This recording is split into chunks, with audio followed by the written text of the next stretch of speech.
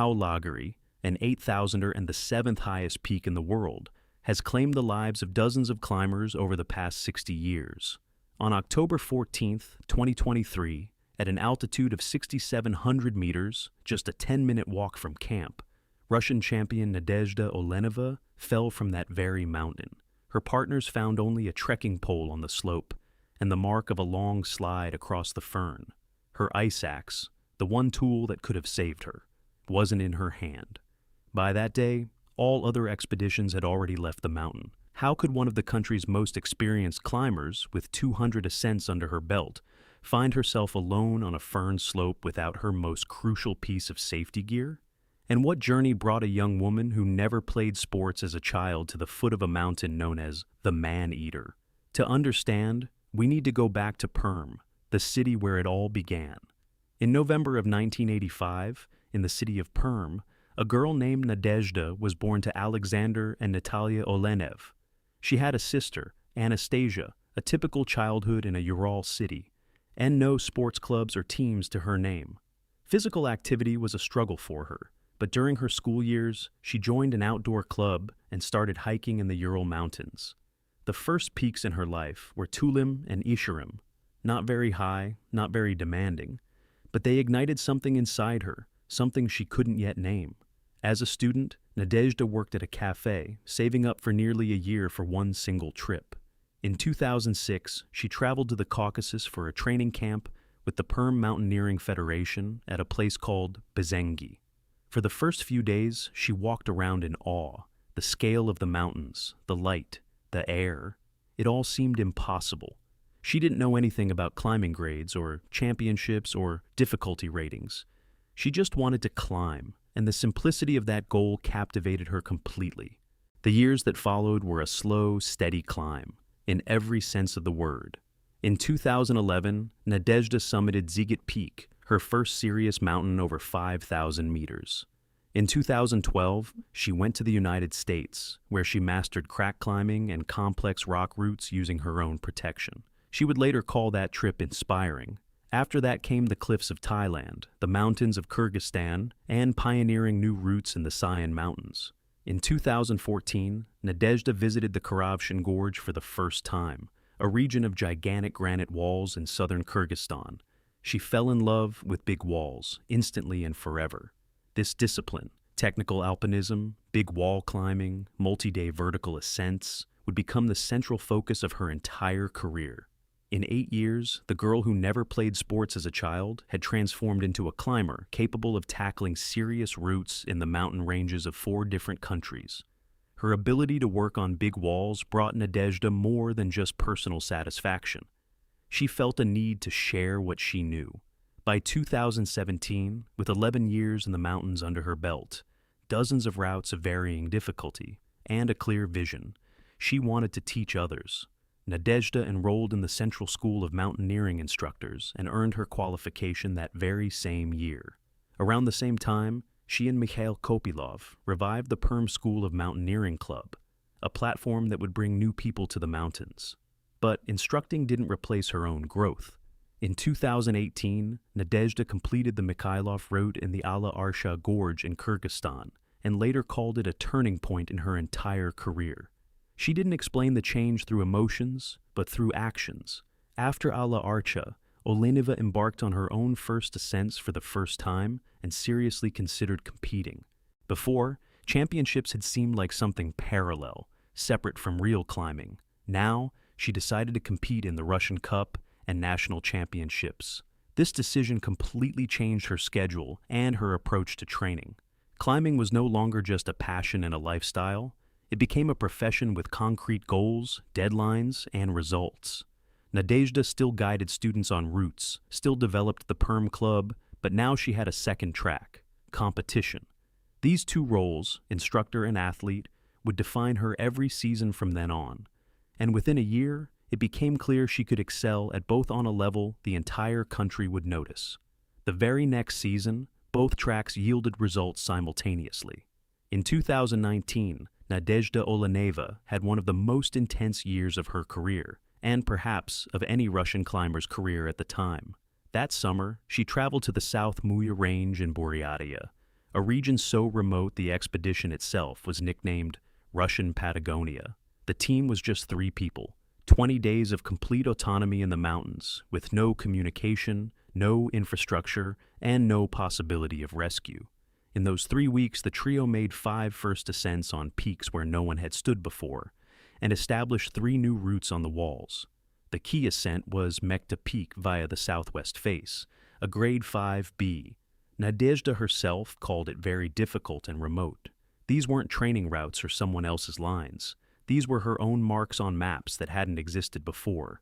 That same year, she returned to Crimea and accomplished something that requires a completely different kind of confidence: solo climbs. She ascended the Kopje route, a 5A, and the Trikarniza route, a 5B, alone, without a partner or a belay. Soloing on walls of this difficulty is a conversation between a climber and themselves, where any mistake can be the last. In the fall of 2019, formal recognition from the community arrived. Nadezhda won bronze at the Russian Championship in the high-altitude technical class and received her first national Steel Angel Award, an honor given for outstanding achievements among female climbers. In a single year, a remote expedition with first ascents, serious solo climbs on big walls, a championship medal, and a prestigious award, the climbing community could no longer ignore her. This recognition didn't slow her down. It opened up space for ideas Nadezhda had been nurturing for a long time. She was convinced that women were capable of climbing at the highest difficulty levels, and that this needed to be proven not just once, but systematically.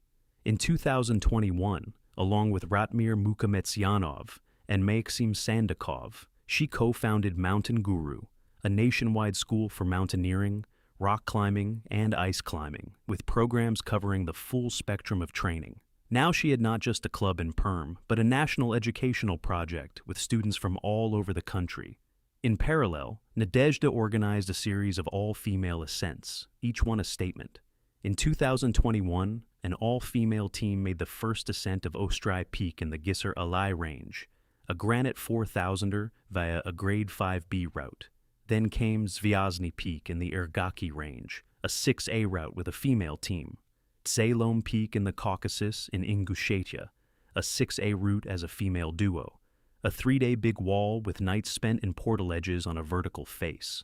And finally, Mount Shankaya in Crimea, the Hyperborea route, a grade 6A, the first ever female ascent in a single day. 11 hours and 50 minutes. A 6A rating is the very top of the difficulty scale. Routes of this level typically require multiple days of work on a wall, incredibly complex terrain, and a minimal margin for error. Nadezhda was climbing them in teams where both partners were women, and she was doing it not for a symbolic gesture, but for the athletic result.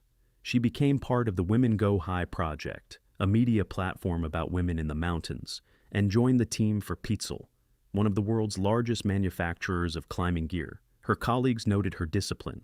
She stuck to her training plan in any weather and energized everyone around her. For Nadezhda Oleneva, climbing was now a school, a sport, and a mission, all at once.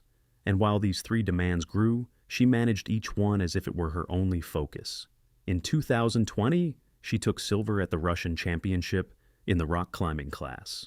In 2021, she was awarded the title of Master of Sport in Alpinism, a formal confirmation that in 15 years, she had gone from a novice at Bazangi to the elite of Russian climbing. But her greatest competitive victory came in 2022.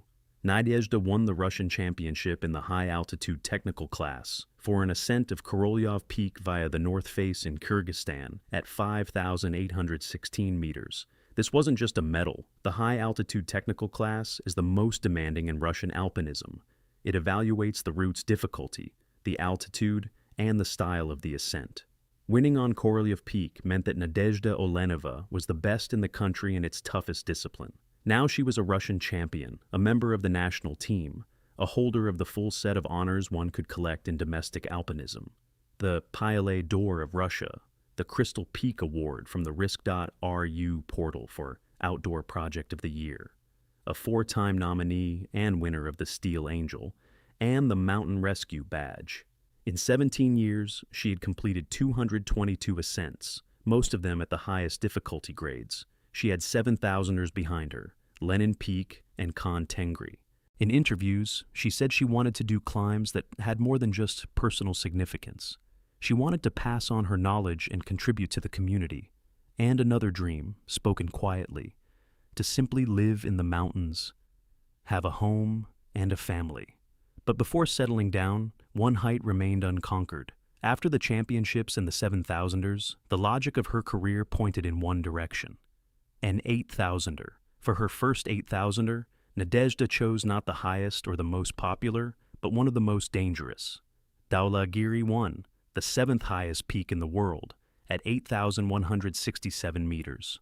In Sanskrit, its name means White Mountain. Climbers know it by another name, the Man-Eater Mountain. Dhaulagiri's statistics are grimmer than most 8,000ers. 1 in every 6 or 7 climbers who attempt it never returns. Frequent avalanches, hurricane-force winds that can turn a clear morning into a storm in minutes, and terrain that forgives no mistakes. The mountain was only conquered on the 8th attempt, in 1960, by a Swiss-Austrian expedition. Around 30 Russian climbers have ever reached the summit of Dhaulagiri, and among them, only one woman, Anna Akinina, back in 1995. Nearly 3 decades have passed since then, and no other Russian woman has followed in her footsteps. Nadezhda Oleneva was hoping to be the second. The style she and her partners chose for their expedition was uncompromising. The team of 3, leader Roman Abildaev, Nadezhda, and Rasim Kashapov, would tackle the northeast ridge without supplemental oxygen and without the help of Sherpas. This is alpine style in its purest form: no outside support, no oxygen tanks, relying only on their own lungs, legs, and minds. At an altitude of over 7,000 meters, where the oxygen level is less than a third of what it is at sea level, this approach turns every single step into a test of physiological limits. Before flying to Nepal, Nadezhda wrote on her V-Contacta page about her anticipation for this new height. On September 23, 2023, the expedition began. The first few weeks went according to plan. The team worked the route, making acclimatization climbs, ascending and descending to get their bodies used to the altitude. They studied the terrain of the northeast ridge, memorizing key sections, and mapping out spots for their camps. Ahead of them was setting up Camp 2 at around 6,700 meters, then Camp 3 at 7,500, and from there, the summit push. But by early October, the weather on Dhaulagiri began to change. The autumn climbing season in the Himalayas is short, from September to mid-October, and the window of opportunity was closing with each passing day. Bad weather slammed the base camp, dumping about a meter of snow in just a few days. The wind picked up. Forecasts showed gusts of up to 80 to 90 kilometers per hour, conditions that make working at altitude not just difficult, but extremely risky. One by one, the other expeditions on Dhaulagiri that season packed up their camps and headed down. Autumn was ending. The spring season, April and May, is considered more favorable, warmer, less wind, and longer windows of good weather. The former coach of the USSR national team, Vladimir Shatayev, would later state bluntly, "The real window for these kinds of climbs is in the spring." Abildaev's team stayed. They had already spent 3 weeks on the mountain, they were well acclimatized, and they knew the route. Turning back now meant losing the entire season, all the effort and resources they had invested. At the same time, another Russian team was in Nepal, attempting Cho Oyu via an unclimbed southwest ridge. That October, Russian high-altitude mountaineering was placing its bets on 2 8,000ers at once. Abildaev, Oleneva, and Kashapov prepared for the decisive push. On October 14th at dawn, the team of 3 left Camp 1 at 6,050 meters. They were heading up toward the site for Camp 2 at 6,700. The path was familiar. They had already climbed this section for acclimatization. They knew the terrain, where the firm snow was, where the slopes changed, where they needed to be cautious. This wasn't an exploratory climb. It was a routine push along a well-rehearsed line. The climbers moved with a short distance between them. 4 hours into the climb, Roman Abildaev was the first to reach the 6,700-meter mark. Rasim Kashapov arrived 3 minutes later. Nadezhda was just a bit behind them, only moments away. At 8:34 Moscow time, Abildaev sent a message down. "Camp 2, 6,700, all is well. rebuilding the tent platform. A standard routine message confirming the group was in place and setting up. About 5 more minutes passed. Kashapov turned around. Nadia was gone. She had been right there, literally minutes behind him, but she never arrived at the campsite. Kashapov went back down to see what had happened. On the firm snow slope, he found her trekking pole and the signs of a slide, a long, straight track leading down the snowy face. No figure, no sound, no answer to his calls. At 8:49, just 15 minutes after the all is well message, a second message went out. Nadia has fallen. We need a helicopter flyover. Later, Vladimir Shatayev would point out a detail that explains a lot. At the site of the fall, they found a trekking pole, but not an ice axe. Nadezhda had been using trekking poles, lightweight gear for moving on less steep terrain. An ice axe, the tool a climber can use to self-arrest during a fall by digging its pick into the snow or ice, was not in her hands. On a familiar section she had already climbed, this might have seemed like a reasonable choice, but when the firm snow gives way, trekking poles are useless. They couldn't get a helicopter up that day. The weather that had driven every other expedition off Dhaulagiri gave the rescuers no chance either. Clouds shrouded the slopes, visibility dropped, and the pilots couldn't fly. Abeldayev and Kashapov were left alone on the mountain, unable to descend to where their partner had fallen. The terrain below the point of the fall was too dangerous to attempt without support. Among those following the situation from Moscow, a glimmer of hope remained. Nadezhda had a sleeping bag and a first aid kit in her backpack, a minimal set that could have helped her survive if she was alive after the fall and had managed to stop. Expedition members discussed the possibility that she might have slowed her descent. Vladimir Shatayev, one of the most experienced figures in the history of Soviet and Russian mountaineering, conceded that she might have been alive at the moment of the fall, but he immediately added the most important thing: there was no way to get to her. The night of October 14th to the 15th passed with no news. On the morning of the 15th, a helicopter finally took to the air and performed a flyover of the slope. From the air, they could see a figure lying on the snow, motionless, showing no signs of life. A landing was impossible. The slope was too steep. There was no platform, nowhere to drop off rescuers. The helicopter returned. The head coach of the Russian national mountaineering team, Pavel Shabalin, confirmed to the TASS news agency what everyone had refused to believe until the very end. Nadezhda was gone. The Russian ambassador to Nepal, Alexei Novikov, announced that a rescue team would head to the location the next day, October 16th. The first to report the incident was the Nepali publication, the Himalayan Times, which stated that the climber had fallen into a crevasse about 500 meters deep. The Russian Mountaineering Federation denied this information, saying the exact line and depth of the fall were not established, and the newspaper's data was the result of distortions as it was passed along. Abeldayev and Kashapov descended to base camp at 4,600 meters. There was nothing more they could do. For 2 days, rescuers prepared to bring Nadezhda off the mountain. On the 17th of October, a helicopter flew to Dhaulagiri again, this time with a specific mission: to recover the body. The pilots reached the area where they had seen the figure 2 days earlier and found nothing. In the past day, a heavy snowfall had hit the slope. Then, an avalanche had come down. The terrain the rescuers had memorized from the air had changed beyond recognition. The ridges, the dips, the landmarks were all gone, buried under fresh snow. The body was covered. On the evening of October 17th, the Russian Mountaineering Federation released a statement. The search was over. The snowfall and the avalanche had made recovery impossible. Nadezhda Oleneva could not be found. 3 days later, on October 20th, head coach Pavel Shabalin put a final somber end to it. The body would not be recovered. The avalanche had buried it deep within the ice, surrounded by a network of dangerous crevasses. Neither a helicopter nor a ground team could reach the site. An airdrop of rescuers was technically impossible, and an approach from below was a death sentence. Dhaulagiri has kept Nadezhda for itself.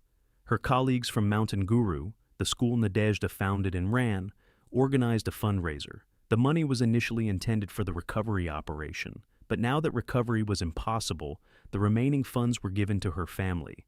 Friends and students posted tributes on social media. Viktor Musakin, who had known Nadezhda for about 20 years, said he was certain she would have done the same thing even if she had known the outcome. Her friend and fellow mountain guru instructor, Anna Tsiganova, spoke of her strong character and will. Nadia always saw things through to the end. Nadezhda is survived by her elderly parents in Perm and her sister, Anastasia, who has a disability. The mountain she dreamed of conquering became the place where she would remain forever. And forever means without answers. The tragedy on Dhaulagiri leaves a series of questions that neither the Mountaineering Federation, her expedition partners, nor the experts can answer. The RMF never published a detailed public analysis of the circumstances. A full investigation with an on-site inspection is impossible. The body is under tons of ice, the terrain altered by an avalanche. The first and most debated question: trekking poles instead of an ice axe. Vladimir Shatayev pointed this out directly. They found a trekking pole on the slope, but no ice axe. With poles, the chances of self-arresting during a fall are virtually zero. This has been said before, and everyone in the community understands it. The section of the route was familiar. The team had climbed it during acclimatization, and this could have influenced her choice of gear. But why, on that specific day, and on that particular terrain, she didn't have an ice axe in her hands remains unknown. The second question: the decision to continue when all other expeditions had left. The autumn season was ending, there was a meter of snow in base camp, and winds were gusting up to 90 kilometers per hour. What exactly was behind the team's decision to stay? A gamble on a weather window, confidence in their own abilities, an unwillingness to lose the season's investment, was never publicly discussed. The third question: the exact picture of the fall. The RMF refuted the Himalayan Times report, but never provided an alternative reconstruction.